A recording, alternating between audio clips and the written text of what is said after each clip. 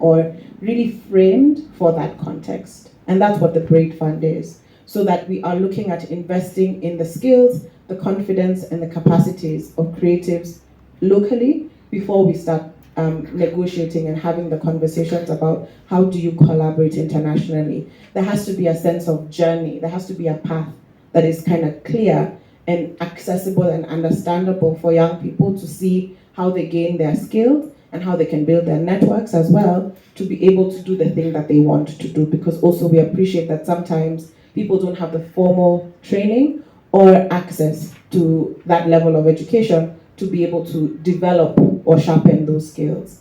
So through the Braid Fund, what we do is we have... But they have... Okay, thank you. Any other question? A gentleman at the back. Please stand up as you ask your question.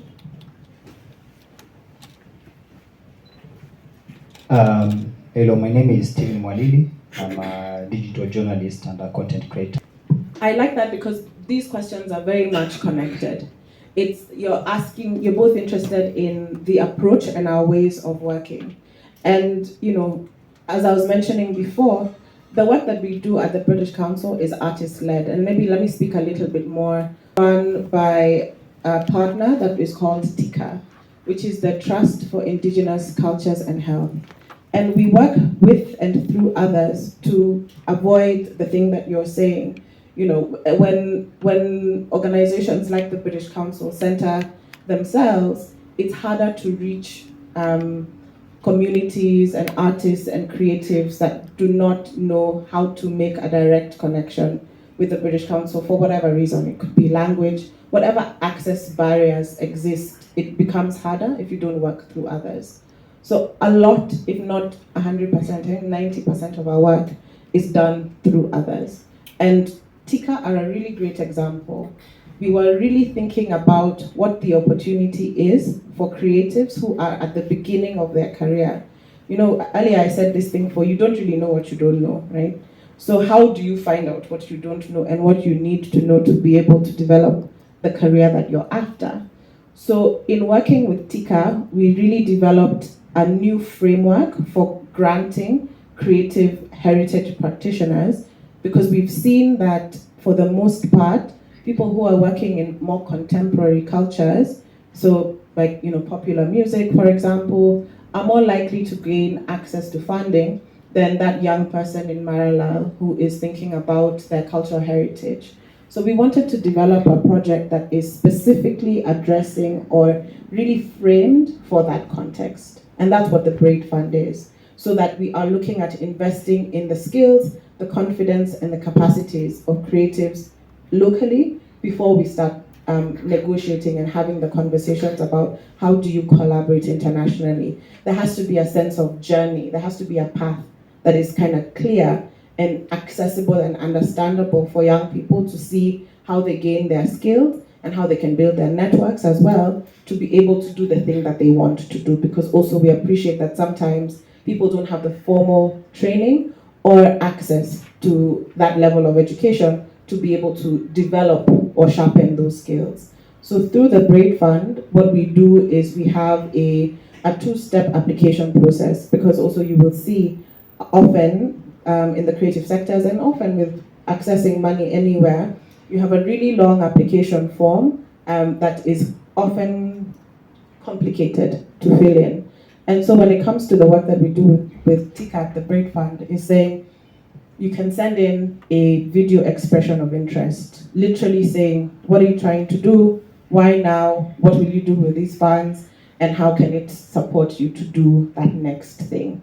And then if your expression of interest makes sense, and when I say makes sense, it's not from a subjective perspective.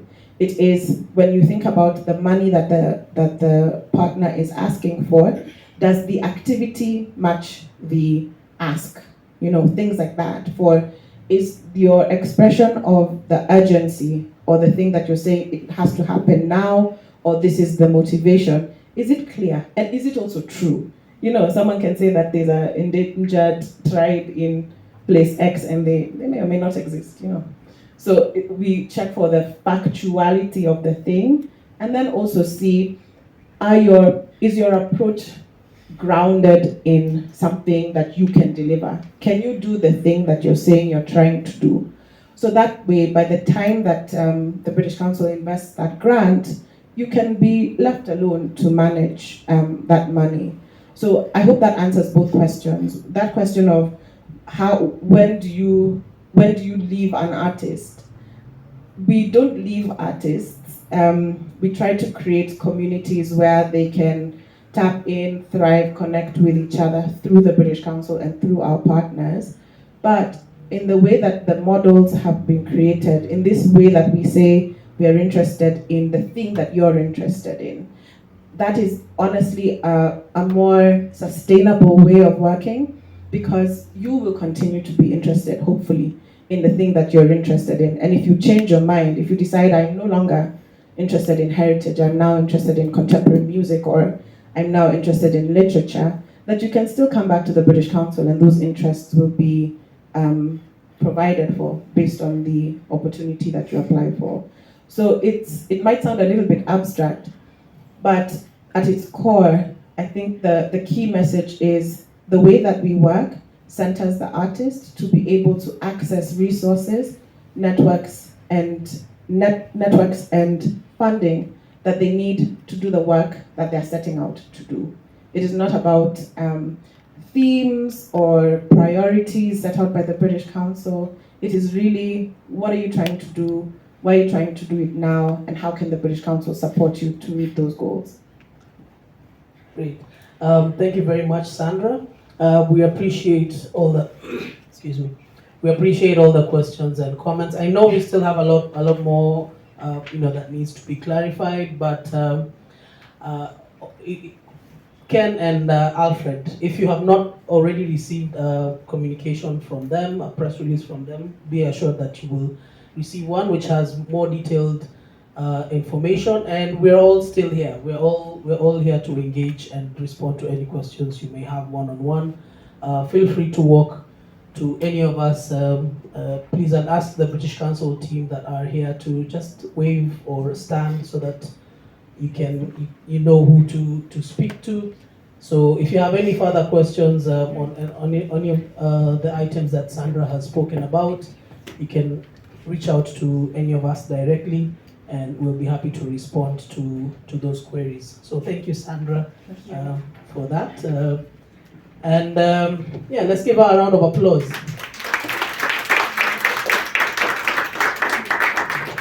Asante. So at this stage, I would like to invite. Mine is simple, just to say asante sana for coming. You are with us at the very start of the journey. I've been hearing the questions, and I think when we hold a similar press briefing in November, it will be easier for all of us to be able to track. So what have we done in Turkana? How many people have we engaged with?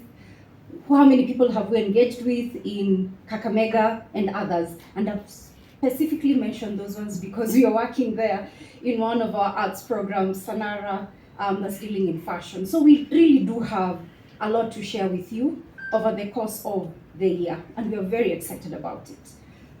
For now, asanteni sana. There is still more coffee, tea, juice, yogurt, and many other things. I welcome you to, as you're debriefing on the conversation that we've had, please enjoy what we have here. Also, we have, as Sandra and Tom have mentioned, the launch is this Friday, 2nd. If you have not received an invitation, please do let Janet know. Kama is at the back there, wave to the voters, all right? Please, they will give you all the contacts and the information that you require. And what is really great about Friday is that the partners that we are working with will be here. So it will be a great opportunity for you to get to hear from them directly. As Sandra said, we are centering the artist in all of this work, in the work that we are doing, not only in the arts, but in our work in education, our work in informal education. There is so much. Mambo ni mengi, masaa ni machache. So with that, I want to say asanteni sana. Please welcome again. Janet will be sharing information, contacts on how you can get updates weekly, monthly. So that you are up to date on everything that's happening. Asanteni sana. Thank you very much.